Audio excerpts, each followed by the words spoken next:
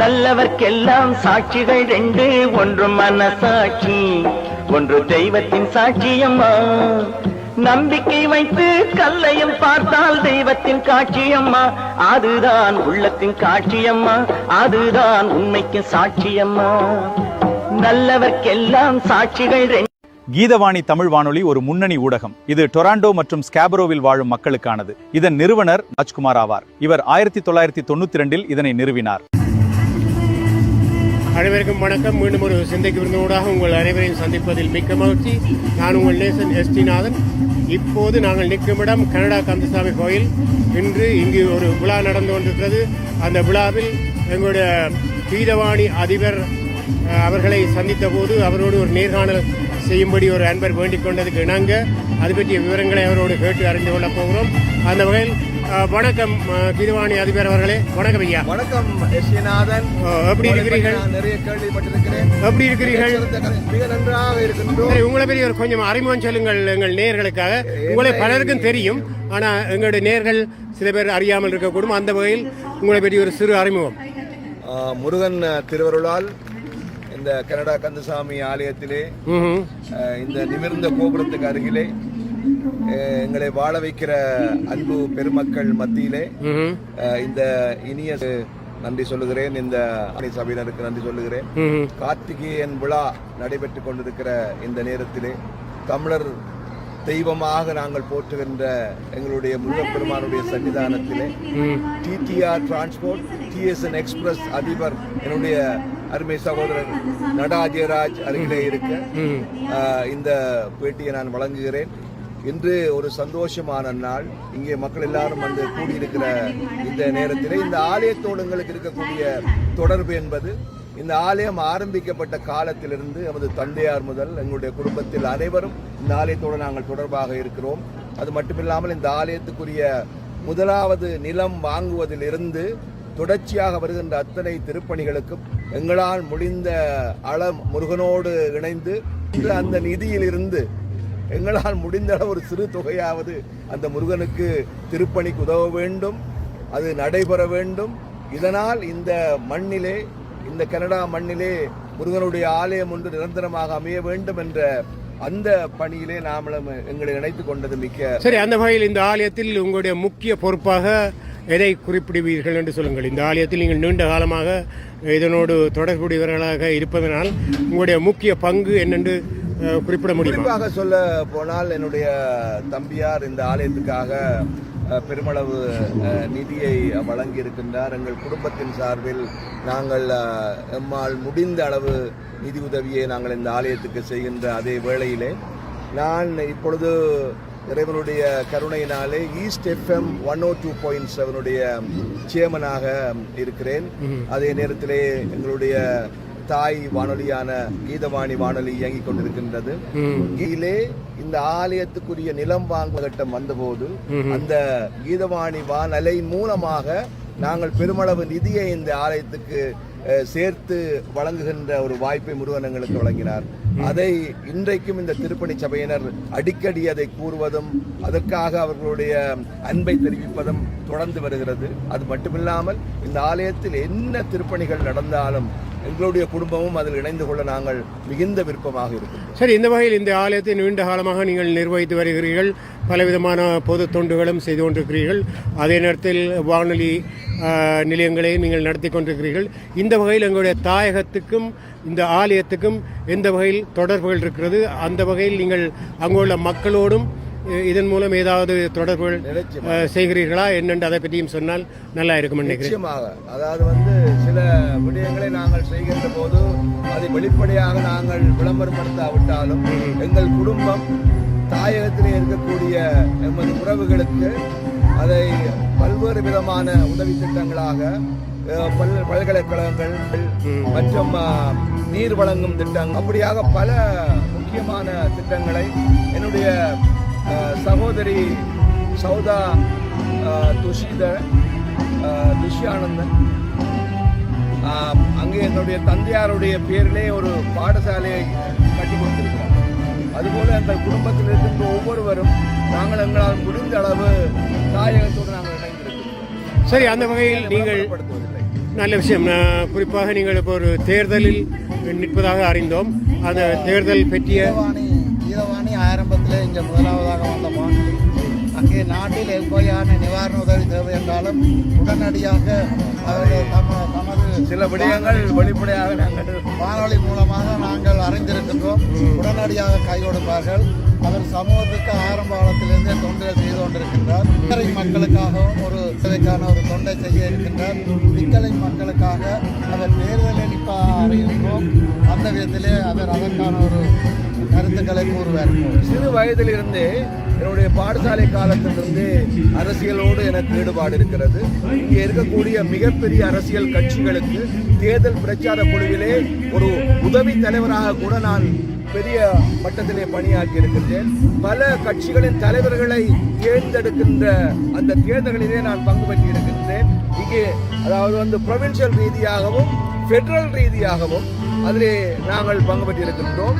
2004ஆம் ஆண்டு காலப்பகுதியிலே ஒரு பிரபலமான அல்லது ஒரு பெரிய ஆட்சி செய்கின்ற கட்சி எனக்கு ஒரு தொகுதியை 2 தடவை வழங்கியது. 2 தடவை அவர்களாக முன்வந்து எனக்கு வழங்கிய போதும் நான் அப்பொழுது அதை ஏற்கவில்லை. காரணம், அப்பொழுது நான் தயாராக இல்லை. என்னுடைய வானொலி நிலையத்தை அப்பொழுதுதான் கட்டி எழுப்புகின்ற பணியிலே இருந்தேன். ஆனால் இந்த பொதுமக்கள் சேவையிலே நேரடியாக ஈடுபட வேண்டும் என்கிற ஆவல் எனக்கு நீண்ட காலமாக ஒரு பெரிய விருப்பாக இருக்கிறது. அவை இந்த உதவி எடுத்த பயன் அதாக இருக்கட்டும் என்பதற்காக இப்பொழுது இருந்தாற் போல் எனக்கு ஏன் நான் அதை முயற்சிக்க கூடாது என்று அவை அதற்காக வட்டார பிக்கரிங்கிலே வருகின்ற அக்டோபர் மாதம் 26ஆம் தேதி சிட்டி கவுன்சிலராக நாங்கள் போட்டி போடுகின்றோம். சரி, நீங்கள் இந்த அரசியல் துறை என்று சொல்லி இருக்கிறீர்கள், அரசியலில் கூட ஈடுபாடு இருக்கிறதாக சொல்லி இருக்கிறீர்கள். அந்த வகையில் உங்கள் குடும்ப பின்னணியிலிருந்து உங்களுடைய பழைய மூதாதையர் அல்லது உங்களுடைய அப்பா அம்மா வழியில யாராவது அரசியல்ல நல்ல கேள்வி. பின்னணி இருந்தார்களா? ஒரு மிகச்சிறந்த அரசியல் பேச்சாளர். சிறு வயதிலே கிட்டத்தட்ட எனக்கு ஒரு 6-7 வயதிலே நான் அரசியல் மேடைகளில் பாடி இருக்கின்றேன். அதுபோல நான் படிக்கின்ற காலத்திலே சிறு வயது முதல் என்னுடைய நான் என்னை தத்தெடுத்து வளர்த்த பிள்ளையாக வளர்த்த வட்டுக்கோட்டை தொகுதியின் பாராளுமன்ற உறுப்பினர் திருநாவுக்கரசு அவர்களுடைய அன்புக்குரிய பிள்ளையாக நான் வளர்ந்திருக்கின்றேன். அந்த வீட்டின் செல்ல பிள்ளையாக நான் வளர்ந்திருக்கின்றேன்.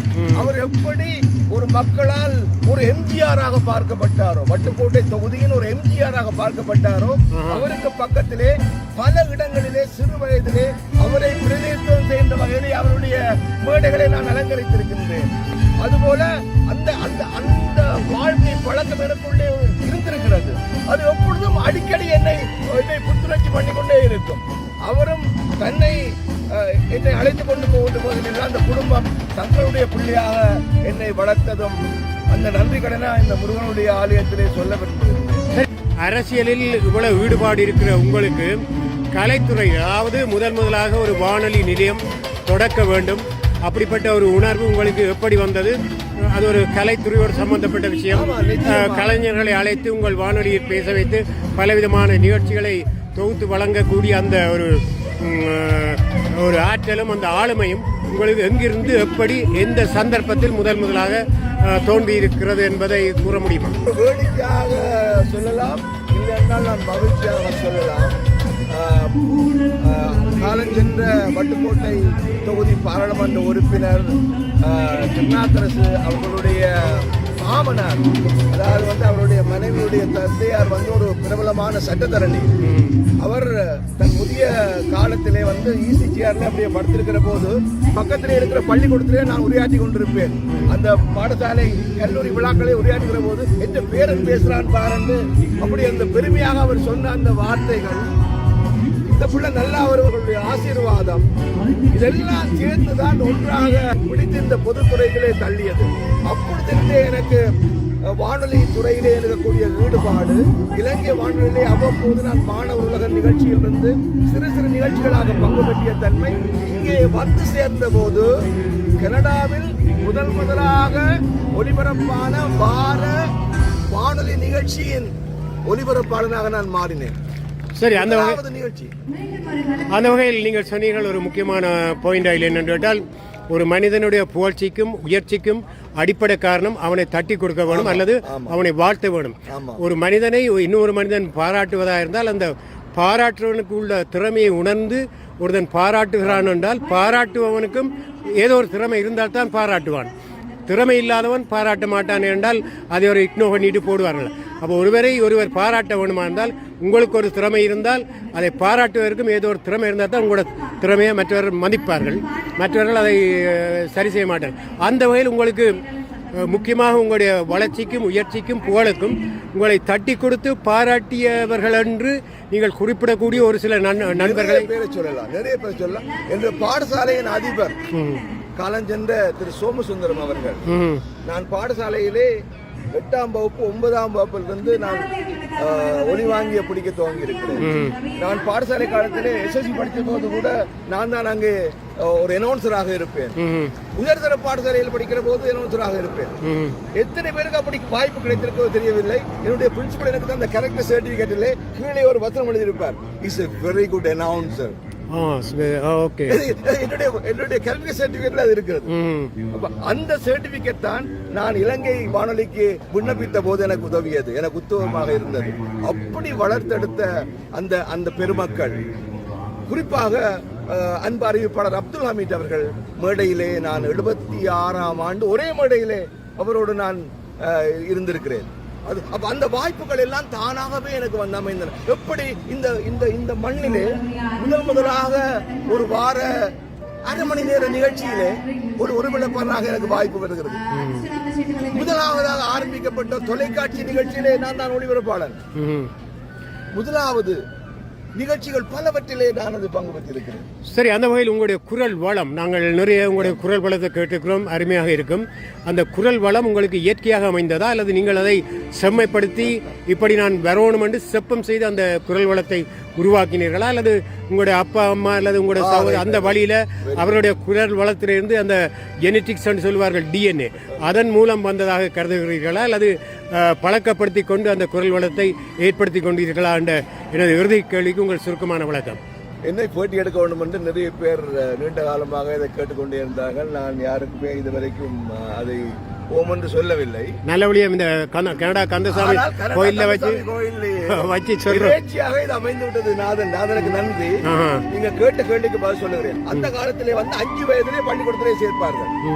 5 வயதிலே பள்ளிக்கூடத்திலே சேர்க்கிற போது அந்த 1ஆம் வகுப்பிலேயே எனக்கு பேர் எனக்கு வழங்கியவர் வந்து எனக்கு இப்போ ஞாபகம் டீச்சர் என்று சொல்லி ஒரு ஆசிரியை எனக்கு ஒரு இழுப்பு மரத்தை கீழே வச்சு அந்த பேச்சை பழக்கினார்.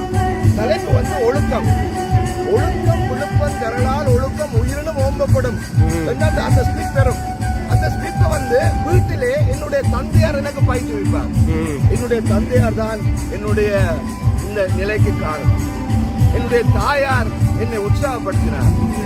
என்னுடைய ஆசிரியர்கள் என்னை உற்சாகப்படுத்தினார்கள். என்னுடைய அயலவர்கள் என்னை போற்றினார்கள். என்னுடைய ஊர் என்னை கொண்டாடியது.